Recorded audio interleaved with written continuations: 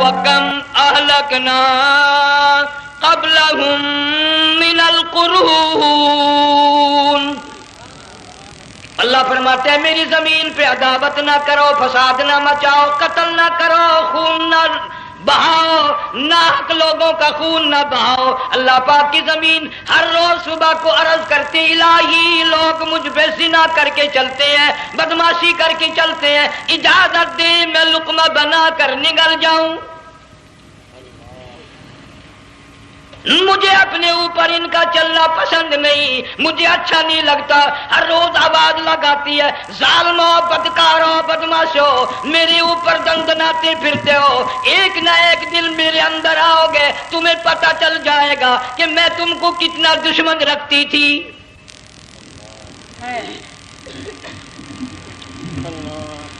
آج لوگ آزاد ہو گئے، جو کسی کی سمجھ میں آتا ہے وہی بکتا ہے، جو سمجھ میں آتا ہے وہی کرتا ہے. نہ کوئی راہ متعین رہی، نہ کوئی مسلک رہا، نہ کوئی بات رہی. جناب مدنی کریم صلی اللہ تعالی علیہ وسلم کا بڑا عظیم تر صحابی ہے، بہت بڑا جرنیل ہے، سیدنا معاذ ابن جبل رضی اللہ تعالی عنہ. مدینے پاک میں بیمار ہے، آخری وقت ہے. دعا کرو اللہ ہم سب کو مدینے کی موت عطا فرمائے. بہت جلیل القدر صحابی ہے. علماء کرام نے لکھا ہے کہ جب موت کا وقت بالکل قریب آیا، معاذ بن جبل رضی اللہ تعالی عنہ نے رونا شروع کر دیا، رونے لگ گئے. علماء نے لکھا ہے اس وقت بھی مدینے پاک میں اب تک بھی یہ رواج ہے، جب کسی پہ نزع طاری ہو، سکرات طاری ہو، موت قریب ہو، جتنے پاس بیٹھے کھڑے ہوتے ہیں سارے اللہ کے قرآن کی تلاوت کرتے ہیں. صحابہ کرام آخری وقت میں قرآن مجید کی ہر وقت تلاوت کیا کرتے تھے. اس لیے حضور کریم صلی اللہ علیہ وسلم نے فرمایا قیامت کا دن ہوگا، اللہ پاک اعلان فرمائیں گے قرآن والے آگے آ جائیں. عرض کیا جائے گا قرآن والوں سے کون مراد ہے؟ حق تعالیٰ جل شانہ فرمائیں گے میں قرآن والا اس کو کہتا ہوں جو میرے قرآن سے عشق رکھتا تھا، پیار کرتا تھا، محبت کرتا تھا. اتنا پیار تھا، آخری وقت تھا، ادھر موت کا جھٹکا لگا، ادھر میرا بندہ قرآن پڑھ رہا تھا. آج بھی اپنی قبر سے اٹھا، میرا قرآن پڑھتا ہوا اٹھا. تم میدان حشر کا چکر لگاؤ، آج بھی ان کے منہ سے کستوری کی خوشبو آ رہی ہے. معاذ بن جبل رضی اللہ تعالیٰ عنہ قرآن مجید کی تلاوت فرماتے فرماتے رونے لگ گئے. کسی صحابی نے کہہ دیا موت سے ڈر کے رو رہے ہو، موت سے ڈر گئے؟ فرمایا نہیں. پھر کیوں روئے؟ صحابی کہتا ہے میرے دل کی تمنا میرے دل میں رہی، میری آرزو پوری نہ ہو سکی، میری حسرت پوری نہ ہوئی، میرا ذوق پورا نہ ہوا، میرا شوق پورا نہ ہوا. میری تمنا تھی گرمی کا موسم ہو، رمضان کا مہینہ ہو، میں روزہ دار ہوں، جہاد فی سبیل اللہ ہو، کفر اسلام کا مقابلہ ہو، میں کئی کافروں کو قتل کر دیتا، پھر کافر بھی اکٹھے ہو کر مجھ پہ ٹوٹ پڑتے، میرا ناک کاٹ لیتے، میری زبان کاٹ لیتے. میں اللہ کی حضور میں جاتا، اللہ مجھ سے پوچھتا معاذ دنیا سے کیا لایا؟ میں عرض کرتا الہی بولوں کیسے، زبان بھی تیری نام پہ کٹا کے آیا ہوں. اور روزہ رکھ کر آیا ہوں، نیت یہ ہے کہ تیرے محبوب کے حوض کوثر کے پانی سے روزہ افطار کروں گا. ان اللہ والوں کی یہ موت تھی. مالک بن دینار رحمت اللہ علیہ ایک عجیب نوجوان کا واقعہ تحریر فرماتے ہیں. گرمی تھی، دوپہر تھی، سورج اپنی شباب پہ تھا، بڑی سخت گرمی تھی. میں نے ایک نوجوان کو دیکھا، وہ پیروں سے معذور ہے، دونوں پیر نہیں ہیں، ہاتھوں کے بل زمین پہ گھسٹ گھسٹ کے چل رہا ہے، اور گلے میں کرتا بھی نہیں، سامان کوئی نہیں، سواری کوئی نہیں، کھانے پینے کا انتظام کوئی نہیں. مالک بن دینار رحمت اللہ علیہ فرماتے ہیں میں نے اس نوجوان سے پوچھا کہ تو کہاں سے چلا اس حالت میں؟ کہنے لگا میں بلخ بخارے سے چلا ہوں. تجھے یوں ہی ہاتھوں کے بل گھسٹتے چلتے کتنا عرصہ گزر گیا؟ نوجوان کہنے لگا اللہ والے 7 برس ختم ہو کر ہاتھواں لگ چکا ہے. اس حالت میں کہ جی ہاں اسی حالت میں. تیرا کھانا پینا. جوان کہنے لگا والذی ہوا یطعمنی ویسقین وَإِذَا مَرِضْتُ فَهُوَ يَشْفِينِ. اللہ ہی کھلاتا ہے, وہی پلاتا ہے, بیمار ہو جاتا ہوں وہی تندرستی عطا کرتا ہے. اور نوجوان دوپہر بڑی سخت ہے, گرمی بڑی سخت ہے, میرے یہاں دوپہر کو آرام کر لے, قیام کر لے, کچھ دیر ٹھہر جا, آج میرے یہاں قیام کر لے. نوجوان رونے لگا اور کہنے لگا مالک بن دینار, یہ 2-4 منٹ جو تیری ساتھ باتوں میں میرے خرچ ہو گئے, مجھے ان کا ہی بڑا دکھ ہے. میں اور اپنی اس معذوری میں ہاتھوں کے بل 2-4 گز گھسٹ کر اور اپنے رب کے قریب ہو جاتا. یہ جو تیری ساتھ بات کرنے میں تھوڑا سا وقت خرچ ہو گیا, مجھے اس کا ہی بڑا دکھ ہے. ارے تو تھک گیا ہوگا. جوان کہتا ہے تیرے دیوانے مگر چلنے سے رک سکتے نہیں, تیرے دیوانے مگر چلنے سے رک سکتے نہیں, پاؤں تھک جاتے ہیں دل ان کے کبھی تھکتے نہیں.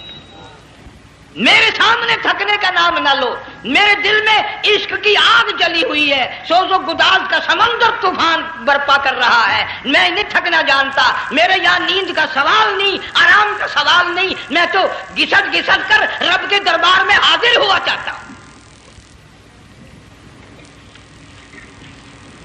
پوچھا کہ جا کہاں رہے ہو؟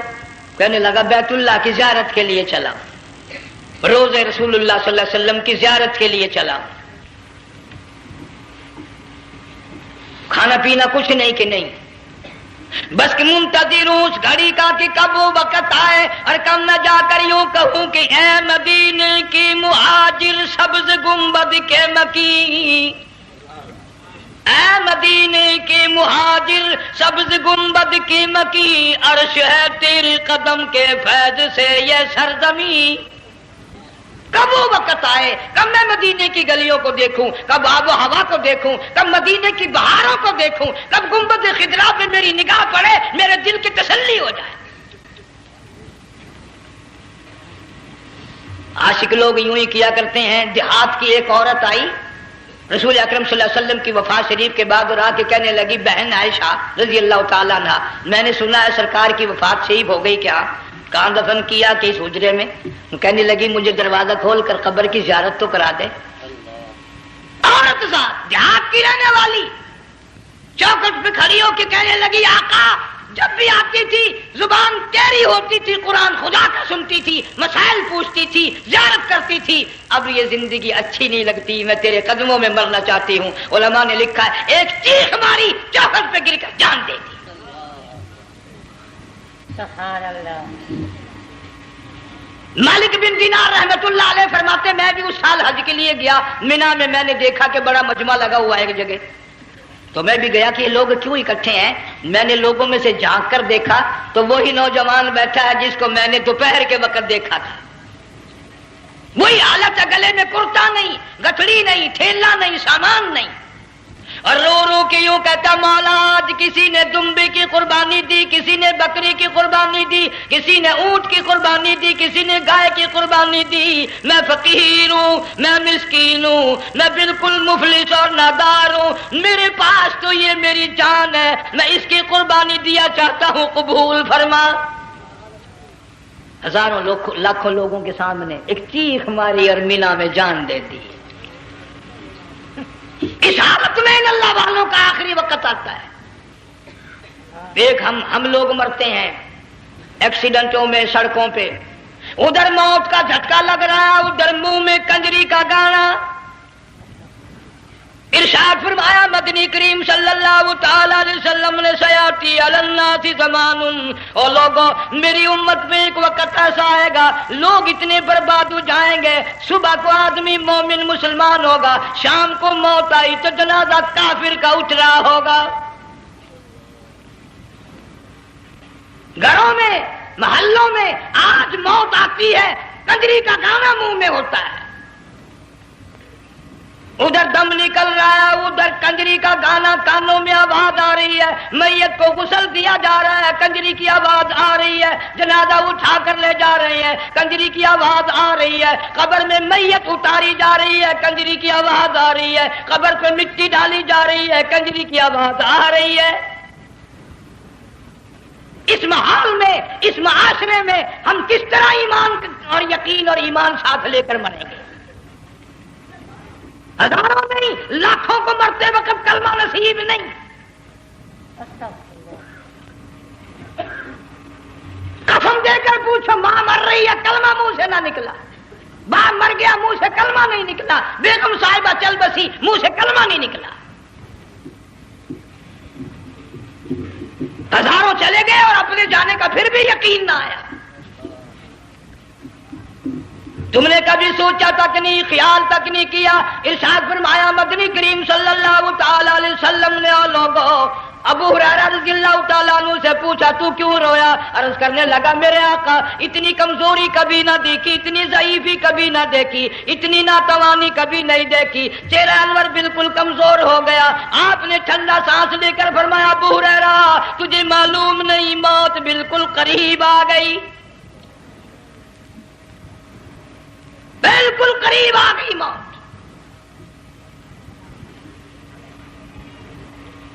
تیری ایک انگلی پکڑ کر اگر کوئی مروڑ دے کتنا دکھ ہوگا، درد ہوگا، ہائے ہائے ہائے۔ جنگ والوں کبھی تم نے سوچا نہیں 360 رگیں ٹوٹیں گی کیا حال بنے گا، اعضاء چھوٹیں گے، سر کے بالوں سے لے کر پیروں کے ناخنوں تک ہر جوڑ کو توڑ کے رکھ دیا جائے گا، وزیروں، سفیروں، امیروں، حسینوں، جمیلوں، تمام کے جوڑوں کو اکھاڑ کے رکھ دیا جاتا ہے۔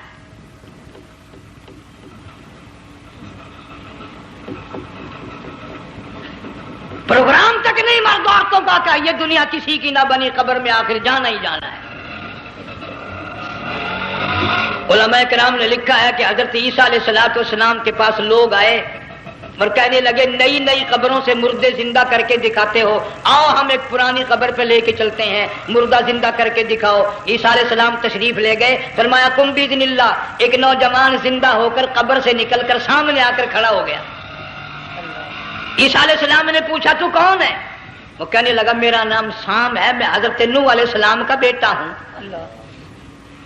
تو پیغمبر کا دماغ تو پیغمبر کا ہوتا ہے نا۔ فرمایا تجھے تو بڑا عرصہ قبر میں گزر گیا، کتنے ہزار سال قبر میں گزر گئے؟ کہ جی ہاں۔ عیسیٰ علیہ السلام نے فرمایا یار ملاقات تو اللہ نے کرائی دی، قبر کا کچھ حال تو بتا کیا بنتی ہے، قبر کا کچھ ماحول بتا، قبر کی خبر بتا۔ علماء کرام نے لکھا وہ نوجوان رونے لگا اور کہنے لگا عیسیٰ علیہ السلام تو قبر کی خبر پوچھتا ہے، قبر کا حال پوچھتا ہے، قبر کا ماحول پوچھتا ہے، قبر کا معاملہ مجھ سے پوچھتے ہو، آپ مجھ سے پہلے یہ کیوں نہیں پوچھتے کہ موت کا جھٹکا کتنا شدید ہے؟ نوجوان رو کے کہنے لگا عیسیٰ علیہ السلام کتنے ہزار سال میری موت کو گزر گئے، پر مالک کائنات کی قسم آج تک میرا منہ کڑوا ہے۔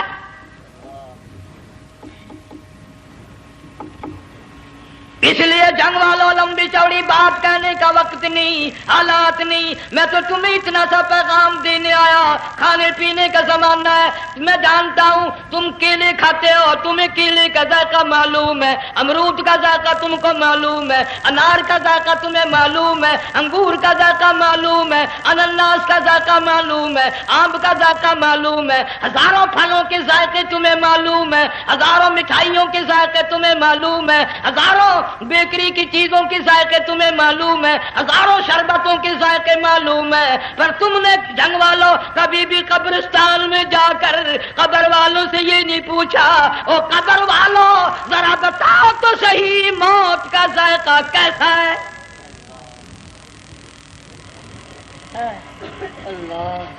تم نے چکھا نہیں، جنہوں نے چکھا وہ بتانے نہ آئے کیسا ذائقہ ہے۔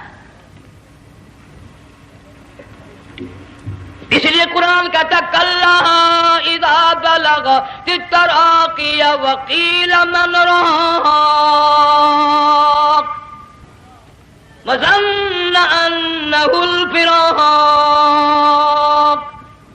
والتفت الساق بالساق إلى ربك يومئذ المساق. بادشاہ ہو، امیر ہو، وزیر ہو، فقیر ہو، غریب ہو، رگیں ٹوٹیں گی، موت آئے گی، اور جس کی آئی تمہیں معلوم نہیں کس طرح آئی، کس حال میں آئی. جن کے دلوں میں ان باتوں کا خیال آیا، خدا کی قسم صحابہ کرام میں سے اتنے رویا کرتے تھے آنکھیں ختم ہو گئی. جناب فاروق اعظم رضی اللہ تعالیٰ عنہ کو کسی نے دیکھا رو رہے ہیں، بے تحاشا رو رہے ہیں. پوچھ لیا بڑا بہادر پہلوان فاروق تجھے کیا ہوا، اتنا کیوں رویا؟ فرمانے لگے تمہیں معلوم نہیں قبر کا اندھیرا یاد آ گیا.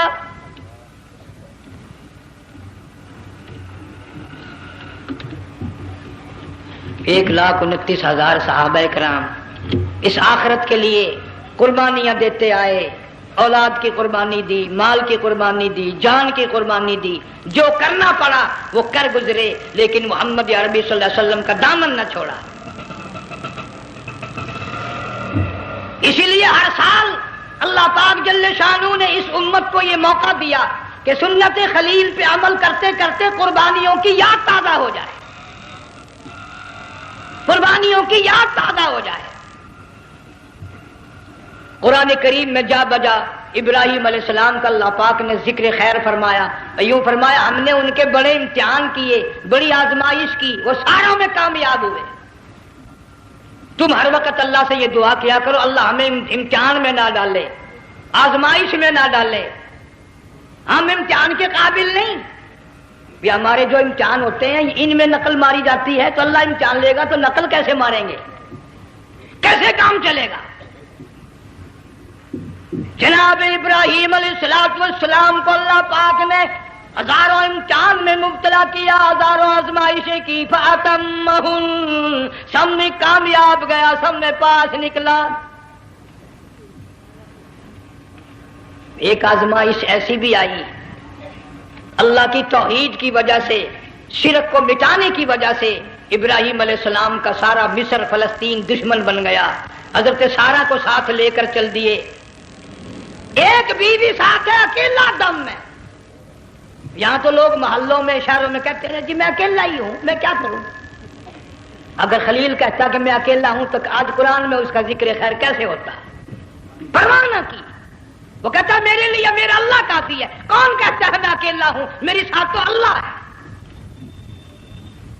مصر سے گزرنے لگے، بادشاہ کے ملازموں نے بادشاہ کو جا کے بتایا بڑی خوبصورت عورت گزر رہی ہے تیرے حلقے سے، بہت بڑی خوبصورت عورت ہے. کہ ملازم پکڑ کے لے کے چلے تو عورت ذات حضرت سارہ رونے لگ گئی. خلیل میرا کیا بنے گا؟ پیغمبر کو اللہ کی ذات پر بڑا یقین ہوتا ہے، فرمایا پرواہ نہ کر، میری آبرو میرے مولا کی آبرو ہے، چاہے جہاں چلی جا میری عزت کی حفاظت میرا اللہ کرے گا. فرمایا فاللہ خیر حافظا وہو ارحم الراحمین.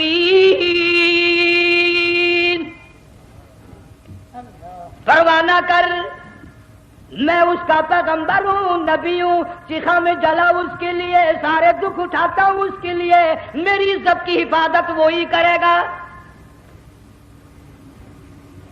محل میں جا کر حضرت سارہ کو بند کر دیا. بادشاہ نے بلوایا ہے عزت لوٹنے کے لیے، بادشاہ نے پکڑوا کر منگوایا ہے آبرو برباد کرنے کے لیے. بادشاہ کا ارادہ ہے سارا کی عزت کو برباد کرنے کا، اور اللہ کا پروگرام ہے سارا ادھر آ، اس محل میں ایک معصوم بچی ہے جس کا نام ہاجرہ ہے، میں اس کو اتنا پسند کرتا ہوں، اللہ فرماتے ہیں اس کے پیٹ سے اسماعیل ذبیح اللہ کو پیدا کرنا چاہتا ہوں، اس کی نسل سے حبیب اللہ کو لانا چاہتا ہوں. آج تک کسی کی انگلی اس کی طرف نہیں اٹھی. سارا محل میں آؤ، اس کو آ کر ساتھ لے جاؤ تاکہ میرے ذبیح اللہ کی پیدائش کا معاملہ بن جائے. بادشاہ کا ارادہ ہے آبرو برباد کرنے کا، اللہ کا ارادہ ہاجرہ کی آبرو بچانے کا. فرمایا وَيَمْكُرُونَ وَيَمْكُرُ اللَّهُ وَاللَّهُ خَيْرُ الْمَاكِرِينَ. اس نے بھی تدبیر بنائی، میں خدا نے بھی تدبیر بنائی۔ بادشاہ آیا حضرت سارہ کے قریب برائی کا ارادہ کر کے۔ مفسرین نے لکھا ہے حضرت سارہ نے فرمایا مجھے 2 رکعت نماز پڑھنے دے۔ یہاں سے پتہ چلا کوئی پاک دامن عورت، کوئی نیک بیٹی اگر گنڈوں میں بدماشوں میں پھنس جائے، عزت بچانے کا طریقہ یہ ہے وضو کر کے اللہ کے سامنے نیت توبان، تیری عزت کے لیے وہ فرشتے بھیجے گا۔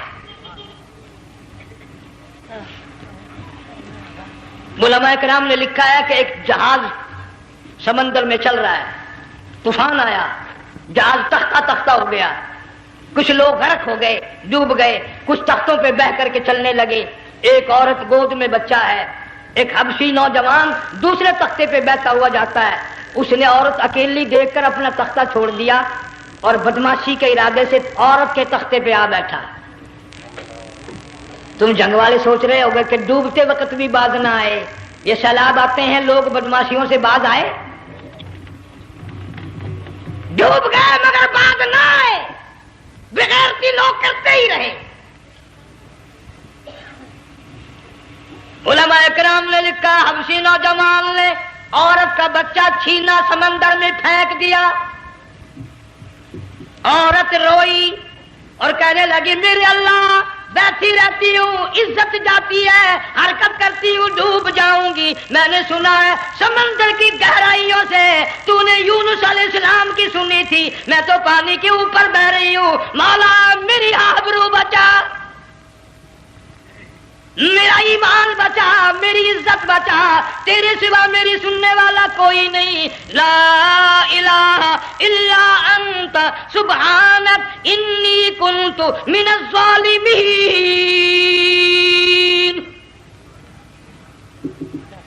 علماء نے لکھا ہے کہ ایک گردن سی نمودار ہوئی پانی میں سے اور حبشی نوجوان کو ایک ہی لقمہ بنا کر لے گئی۔ وہ تو ہر جگہ سنتا ہے، پکارنے والا بے بس بے کس ہو کر جب اس کو پکارتا ہے وہ ہر جگہ انداز پہنچاتا ہے، وہ ہے جو موجود ہر جگہ۔ عورت بہتی بہتی کنارے جا لگی، ایک جہاز قریب آیا، دوپٹے کا اشارہ کر کے اس کو بلایا۔ جہاز میں جب سوار ہوئی تو دیکھتی کیا ہے، ایک نوجوان کی گود میں اس کا وہ بچہ جو سمندر میں پھینک دیا تھا بیٹھا ہوا کھیل رہا ہے۔ ٹوٹ پڑی میرا بچہ ہے۔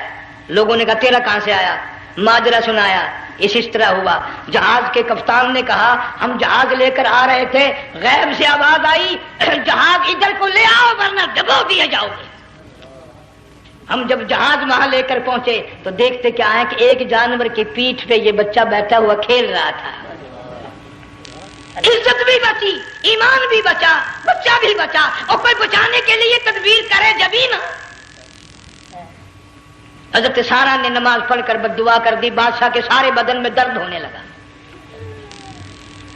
پیغمبر کا سارا گھر بڑا کریم ہوتا ہے، جب اس کو درد نے ستایا نا کہنے لگا میں وعدہ کرتا ہوں تجھے کچھ نہیں کہوں گا، میرے لیے دعا کر دے۔ اب اگر کوئی جنگ کا ہوتا یا میں ہوتا کہتا دفع ہو تیرے واسطے دعا کا دی، لیکن حضرت سارہ نے پھر جولی پھیلا دی، مولا وعدہ کرتا ہے بدماشی سے توبہ کرتا ہے، اس کو تندرستی عطا فرما دے۔ اللہ نے تندرستی عطا کر دی۔ وہ پھر کہنے لگا لو ایسی حسین عورت کب ہاتھ آئے گی، پھر برائی کے لیے تیار ہوگی۔ یہاں سے پتہ چلا کہ یہ جو گنڈے بدماش ہوتے ہیں ان کی قسم کا بھی کوئی یقین نہیں۔ اگلے دن ایک آدمی نے قسم کھائی تو اس کے خلاف کرنے لگا۔ لوگ کہنے لگے کہ تو نے قسم کھائی تھی، قرآن اٹھایا تھا، اب کیا تھی گیا بل ڈٹھی ہوئی مسجد سی، پاٹیا ہوا قرآن سی، اگر ڈٹھی ہوئی مسجد سی تو پاٹیا قرآن سی، قرآن کے لا پورا سی جڑا میں چاہیا، مگر اسے یہ معلوم نہیں کہ تو نے تو پاڑیا قرآن اٹھایا، ڈٹھی ہوئی مسجد میں اٹھایا۔ خدا کا جب غضب آئے گا تو وہ ادھورا نہیں آئے گا، وہ ادھورا نہیں آیا کرتا۔ 3 مرتبہ اس بادشاہ نے حضرت سارہ کے ساتھ ایسا کرنے کا ارادہ کیا، پھر دعا ہوئی، پھر بد دعا ہوئی، پھر دعا ہوئی، پھر بد دعا ہوئی۔ آخر کار کہنے لگا اپنے ملازموں کو کہ ہوئے بدماش ہو، عورت کے روپ میں کسی بلا کو پکڑ کے لائے ہو، کسی جن بھوت کو لے آئے ہو، اور کہنے لگا تو چلی میرے محل سے جلدی چلی جا، اور جاتے جاتے وہ کہا کہ یہ تیری خدمت کیا کرے گی، یہ بچی میرے محل میں ہے، اس کو ساتھ لے جا۔ حضرت سارہ کو، ہاجرہ کو ساتھ کر دیا۔ سیانی ہو گئی، حضرت ابراہیم علیہ السلام سے نکاح کر دیا، اسماعیل علیہ السلام پیدا ہو گئے۔ اللہ میاں جب حضرت ابراہیم علیہ السلام چومتے ہیں، چاٹتے ہیں، ماتھے پہ بوسے دیتے ہیں، اٹھاتے ہیں، پیغمبر کا بیٹا، خود بھی نبی اور آل میں آنے والا نبی، کالی کملی والا صلی اللہ علیہ وسلم، کتنا حسین چہرہ ہوگا۔ اللہ میاں نے پھر آزما لیا، حکم دیا کہ اس ہاجرہ کو، اسماعیل کو، دونوں ماں بیٹوں کو وہاں چھوڑ کے آ جہاں سینکڑوں میل میں پانی کوئی نہیں، آدمی کوئی نہیں، رستہ کوئی نہیں، گھاس کوئی نہیں، پتا کوئی نہیں، جہاں بیت اللہ ہے یہاں کے بارے میں حکم دیا چھوڑ کے آ۔ اور اگر آپ کو نیند نہیں آئی تو مزہ آئے گا، اللہ نے یہ فرما دیا، بتانا نہیں ہے کہ میں نے حکم دیا ہے، خدا حافظ نبی نہیں کہتا اپنی بیوی کو۔ آج لوگ ہر بات میں کہہ دیتے ہیں ہمارے پیروں کو پتا کل کو کیا ہوگا، ہمارے فقیروں کو پتا ہے پرسوں کیا ہوگا۔ اور بڑی مدت کی بات ہے، یہی موسم تھا، چماسا گرمی تھی، انارکلی لاہور سے ہم کئی ساتھی گزر رہے تھے، فٹ پاتھ پہ بیٹھا ایک ملنگ، چاروں طرف لوگ کھڑے، بڑا مجمع، کافی دنوں کی تو بات ہو گئی، ہاتھوں کی لکیر دیکھ کر لوگوں کی تقدیر بتا رہا تھا۔ کسی کو کہتا تھا تجھے بڑی اونچی پوسٹ ملے گی، کسی کو کہتا تھا تیری شادی بڑی فرسٹ کلاس لیڈی سے ہوگی۔ وہ بابو تو کوڈا ہی ہو جاتا تھا، لیڈیوں پہ بڑے مرائے یہ لیڈے، کوئی کام نہیں، رات دن بس لیڈیوں کے پیچھے ہی پھرنا ہے۔ میں نے اپنے ساتھیوں سے کہا، میں نے کہا میں بھی تقدیر پوچھتا ہوں اپنی۔ کہنے لگے شرارت ہو جائے، میں نے کہا ساری دنیا پر ہاتھ دکھا رہی ہے، کوئی شرارت نہیں، میرے ہاتھ میں شرارت ہے۔ 1 روپیہ لے رہا تھا وہ، میں بھی لوگوں میں گھساتا بھیڑ میں سے اوپر نیچے ہی ہوتا میں بھی پہنچ گیا، اور دونوں گھٹنے میں نے زمین پہ رکھ دیا، روپیہ ہاتھ میں، میں نے اس کا ذکر کہا، میں کہا ملنگ جی اگر اب ویکھیا میری شادی ہو جائے گی کہ نہیں۔ اب اس نے دیکھ کے میری طرف کہنے لگا، اس نے سوچا کہ یہاں اچھے بھلے کو نہیں ملتی پاکستان میں، اسے کون دے گا؟ اچھی طرح میرا ہاتھ دیکھا بھی نہیں، جھٹک کے کہنے لگا نہیں تیری شادی نہیں ہونی ہے۔ میں کیا کھوتے تیرے باپ کے 8 بچے کھیل رہے ہیں۔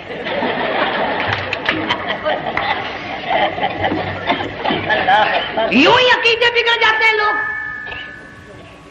ہمارے پیر کو پتا، فقیر کو پتا، کسی کو پتا نہیں ہے، کوئی نہیں جانتا۔ فرمایا وما تدری نفس ماذا تکسب غدا، کوئی نہیں جانتا کل کیا ہو جائے گا۔ وما تدری نفس بأی ارض تموت،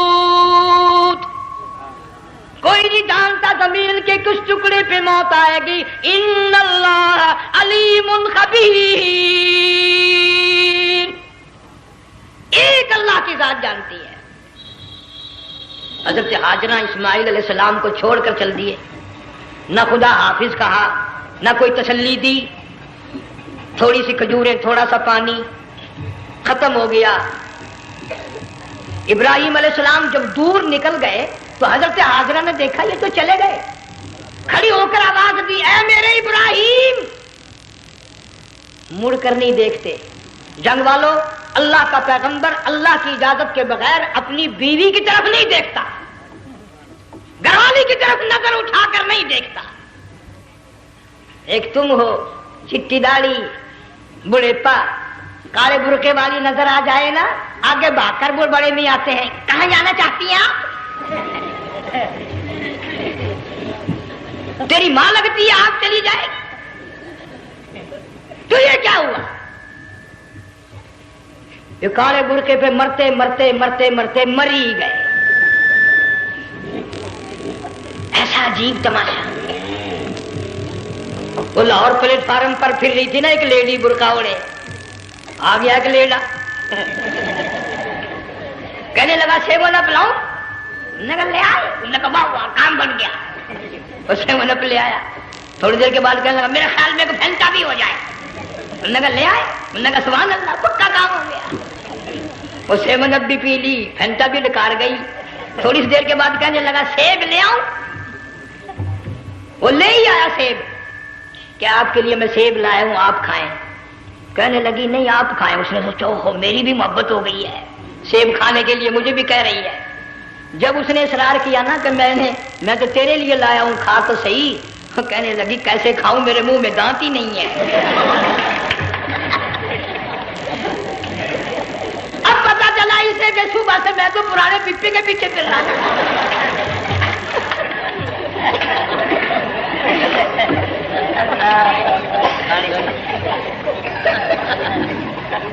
صرف برقع دیکھا چل دی۔ یہاں پیغمبر اپنے گھر والی کی طرف نہیں دیکھتا۔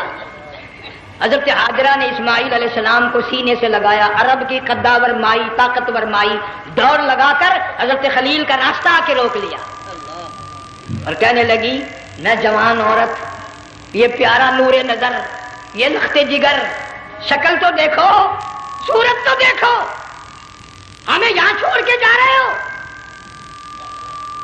اللہ کا پیغمبر بولتا نہیں۔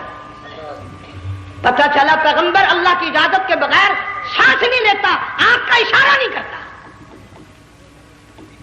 حضرت حاجرہ رونے لگ گئی، میرے خلیل، میری ابراہیم، میرا قصور بتاؤ، میرا جرم بتاؤ، میری خطا بتاؤ، میرا گناہ بتاؤ، معافی چاہوں گی، معذرت کروں گی، اس بچے کا کیا گناہ ہے، اس میدان میں چھوڑ کے چلے ہو؟ بولتے نہیں ہیں، اللہ کی طرف سے بولنے کی اجازت نہیں ہے۔ حضرت حاجرہ نے خود ہی قیاس لگایا، سوچتی ہیں پیغمبر تو کسی پہ ظلم نہیں کرتا۔ وہ کہنے لگی خلیل، کہیں اس رب کا حکم تو نہیں، کہیں اس اللہ کا یوں حکم تو نہیں؟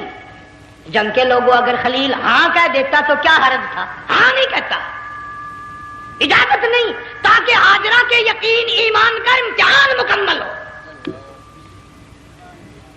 مفسرین نے لکھا ہے کہ حضرت ابراہیم علیہ السلام نے سر کا یوں اشارہ کیا، بس ذرا سا ہاں، پھر عورت کا ایمان دیکھ، یقین دیکھ، یہی نہ بیٹھی، دوڑ کے وہاں گئی یا جہاں پہلے بٹھا کر آئے تھے، اور کہنے لگی ابراہیم جاؤ، میں جانوں میرا رب جانے، پرواہ نہیں۔ راتیں آتی ہیں چلی جاتی ہیں، دن آتے ہیں گزر جاتے ہیں، تھوڑی سی کھجوریں تھی وہ ختم ہو گئی، پانی ختم ہو گیا، بھوک اور پیاس نے بے چین کر دیا۔ اسماعیل علیہ السلام کی اتنی لمبی زبان باہر نکلا، دو پتھر کھڑے کر کے اوپر ایک پتھر رکھ کر چھاؤں بنائی، اس کے نیچے لٹا دیا اور پھر چکر لگایا، کبھی صفا پہاڑی پہ چڑھتی ہے، کبھی مروہ پہاڑی پہ چڑھتی ہے، کبھی اترتی ہے اور ڈھلوان میں سے بھاگ کر چلتی ہے جب اپنا بچہ نظر نہیں آتا۔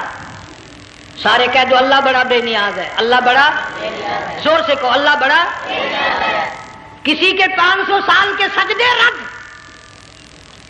کسی کی ہزاروں سخاوت صدقات رد، کسی کی چال منظور، کسی کی رفتار منظور، کسی کی ٹور منظور۔ اور یوں فرمایا حاجرہ میری رحمت کی تلاش میں آج جو تو نے دوڑ لگائی ہے، یہ تیری چال ڈال رفتار ٹور ہمیں اتنی پسند آ گئی، اتنی پسند آ گئی کہ آج کے بعد خلیل اللہ کیوں نہ ہو، ذبیح اللہ کیوں نہ ہو، کلیم اللہ کیوں نہ ہو، روح اللہ کیوں نہ ہو، حبیب اللہ کیوں نہ ہو، صحابہ کرام کیوں نہ ہو، قطب ابدال غوث کیوں نہ ہو، میری حاجرہ مجھے اپنی کبریائی کی قسم جب تک وہ تیری چال چل کے نہ دکھائے گی حاجی کا لانے کا حقدار نہیں ہو سکتا،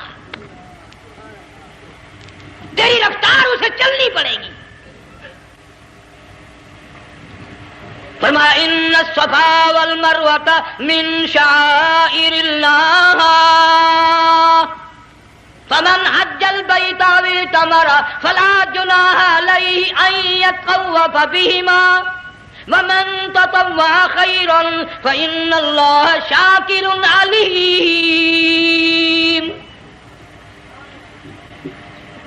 7ویں چکر میں آواز سی آئی، اب رو پڑی حضرت حاجرہ، کہنے لگی میرا بچہ اگر چل بسا میں پھر کیا کروں گی؟ سن لی میں نے آواز۔ آپ کی کیا دیکھتی ہے؟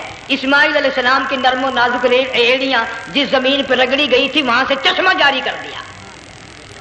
حضرت حاجرہ نے پی لیا، بھوک بھی ختم ہو گئی، پیاس بھی ختم ہو گئی، بچے کو بھی پلایا۔ اللہ تعالیٰ نے خانہ کعبہ کی بنیاد ڈال دی، ایسے گھر کی بنیاد ڈالی۔ حضور صلی اللہ علیہ وسلم فرماتے ہیں 500 سال کی عبادت ایک طرف اور بیت اللہ پہ ایک نگاہ یوں ڈالنا ایک طرف، 500 سال کی عبادت کا وہ ثواب نہیں جو ایک نظر خانہ کعبہ پہ ڈالنے کا ثواب ہے۔ اور اللہ پاک یوں فرماتے ہیں کہ جو آنے والا حجر اسود کو بوسہ دیتا ہے اللہ پاک یوں فرماتے ہیں میں سمجھتا ہوں میرا سجا ہاتھ پکڑ کر میرے بندے نے چوم لیا. جو غلاف کعبہ کو پکڑ کر مانگتا ہے اللہ فرماتے ہیں میں یہ سمجھتا ہوں میرا دامن پکڑ کے مانگ لیا. جو مقام ملتزم پہ لپٹ کے مانگتا ہے اللہ فرماتے ہیں میں سمجھتا ہوں میری چوکھٹ پہ پڑھ کے مانگ لیا. اور فرمایا لوگوں یہ جو آنے والے آئے ہیں یہ رشتہ داروں کے مہمان نہیں، عزیزوں کے مہمان نہیں، دوستوں کے مہمان نہیں، میں خدا میزبان ہوں، یہ میرے مہمان ہیں. آج ان کی دعاؤں پہ آمین کہو. فرشتوں کو حکم ہوتا ہے ان سے مصافحہ کرو. مگر اللہ تعالیٰ سب کو توفیق دے کہ حج مکمل کر کے آئیں اور سب کا حج قبول فرمائے. میرے علاقے میں کئی سالوں کی بات ہے پرانی، جب کوئی حاجی تھا، ایک آدمی حج کر کے آیا. میں دوپہر کو اس کو ملنے گیا تو زور کی نماز کا وقت آیا، میں اٹھ کے چلا گیا نماز پڑھنے. پھر عصر کی نماز کا وقت آیا، میں اٹھا اور نماز پڑھ کے آ گیا. میں نے اس حاجی کے لڑکے سے پوچھا، میں نے کہا حاجی صاحب نے نماز یہیں پڑھی؟ تو کہنے لگا جی ابھی شروع نہیں کی، سفر کے تھکے ہوئے ہیں نا، 2-4 دن کے بعد شروع کریں گے. شکر ہے پہلے لوگ جھوٹ نہیں بولا کرتے تھے. ہاں آج کل کا ہوتا نا تو وہ کہہ دیتا ہے جی یہ تو کئی وقت کی کچھی پڑھ کر بیٹھے ہیں. تو پھر مولوی تھا نا، میں بیٹھ گیا حاجی کے پاس. باتوں میں اس کو لے آیا یہی میں نے کہا حاجی صاحب نماز نہیں پڑھی؟ کہنے لگا آپ ہی لوگوں سے سنا ہے کہ بیت اللہ میں جو ایک نماز پڑھے 1,00,000 کا ثواب ملتا ہے، مسجد نبی میں جو ایک نماز پڑھے 50,000 کا ثواب ملتا ہے. 4 مہینے پڑھ کے آیا، وہ حساب لگا لو.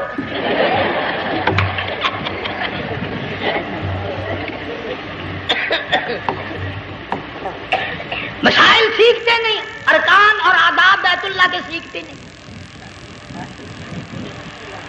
ڈی سی کے دفتر میں اگر جانا ہو کئیوں سے پوچھے کیسا جاؤں، کس طرح درخواست دوں، کیسے کہوں، کیسے کھڑا ہوں، کیسے بیٹھوں، کیا عرض کروں. اور اللہ کے دربار میں ہم جاتے ہیں اور سیکھ کر نہیں جاتے. یہ خوف نہیں کہ اگر بے ادبی ہوگی تو مارا جاؤں گا.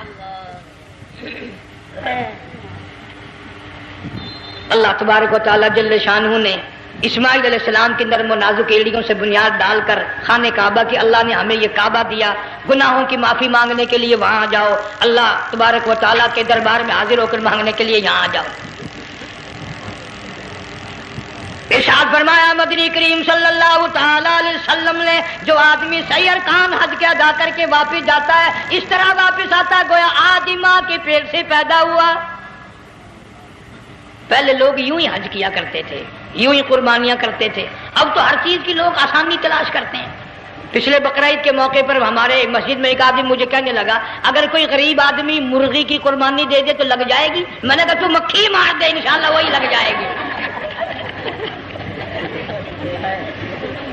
سارے کام ٹیڑھی ہو گئے، نیچے نیچے نیچے نیچے کو چلے آ رہے. آج کل وہ ٹیڑھی بکرے بکری آئے ہوئے ہیں نا، کہیں تو قربانی کے لیے یا کندھے کو اٹھا کر لاوے. اب بتاؤ یہ گوشت بانٹے گا یا کھاوے گا یا فریج میں رکھے گا، کیا کرے گا؟ بالکل کام بگڑ گیا. حضور صلی اللہ علیہ وسلم نے فرمایا قربانی کا جانور اچھا تلاش کر کے لاؤ، اس کے بدن پہ جتنے بال ہوتے ہیں اتنی نیکیاں لکھی جاتی ہیں. اور میرا موضوع نہیں، حضور صلی اللہ علیہ وسلم نے فرمایا کہ میں نے اللہ سے دعا کی تھی میری امت کا کیا بنے گا. پل صراط پہ سے گزرتے وقت اللہ تعالیٰ نے میری دعا کو قبول فرما کر یوں فرما دیا کہ تیری امت جو قربانی میں جانور ذبح کرے گی میں خدا پل صراط کے کنارے پر زندہ کر کے ان سب جانوروں کو سواریاں بنا کر پیش کر دوں گا. اس لیے بقرعید بالکل قریب آ گئی. ہر دین ایمان اسلام کے لیے قربانی کے لیے تیار رہو. زیادہ سے زیادہ مجھے آج کل فکر لگا ہوا ہے کہ اپنے گھروں کو میں نماز کا اہتمام کرو. آج حال یہ بنا ہوا ہے کہ اگر گھر والی کی گود میں موت آئی تو گھر والی بے نماز، دھی کی گود میں موت آئی دھی بے نماز، بہن کی جھولی میں موت آئی بہن بے نماز، بیٹے کی گود میں موت آئی بیٹا بے نماز، بھائی کی گود میں موت آئی بھائی بے نماز. ڈاکٹر کے ہاتھ میں موت آئی، ڈاکٹر بے نماز، کمپیوٹر کے ہاتھ میں موت آئی، کمپیوٹر بے نماز، نرس کے ہاتھ میں موت آئی، نرس بے نماز، تیرا کفن خرید کے لانے والا بے نماز، تیرے غسل کا پانی گرم کرنے والا بے نماز، تیری قبر کھودنے والے بے نماز، تیرا جنازہ اٹھانے والے بے نماز، تیری قبر پہ مٹی ڈالنے والے بے نماز۔ اگر تو نمازی بھی ہے، یہ اتنے چاروں طرف کے بے نماز تجھے جنت میں کب جانے دیں گے؟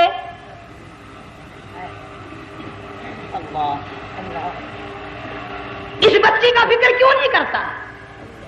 کلاس میں فیل ہو جائے تجھے دکھ لگتا ہے میری بچی فیل ہو گئی، ساری عمر نماز نہ پڑھے تجھے کبھی درد نہیں ہوا کہ جہنم کے انگاروں میں جلے گی؟ بیوی ایک دن تیرا